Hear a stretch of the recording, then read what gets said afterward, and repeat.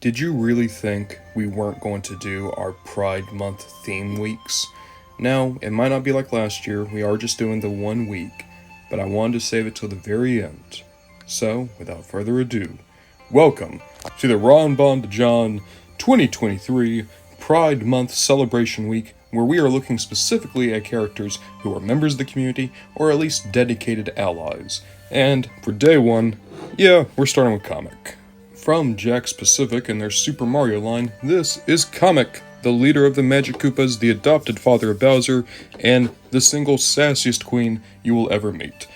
Real quick, I just want to read off some of his actual lines of dialogue, if you will allow me.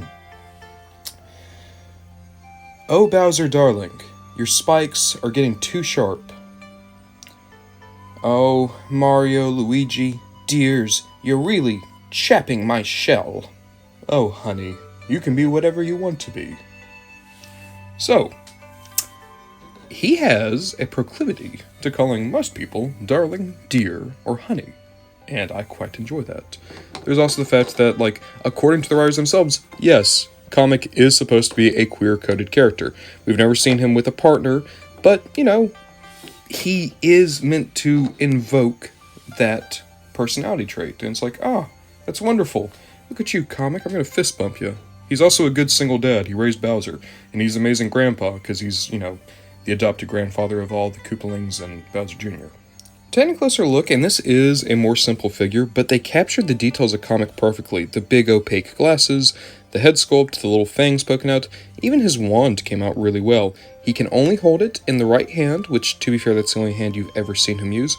He does have feet down here. They're not posable, they're just there so that they're there. Thing is, he doesn't have his broom. I would have liked to see Kamek's broom, but at the same time, I guess it would have been hard to actually implement that into the sculpt without it making it look really weird.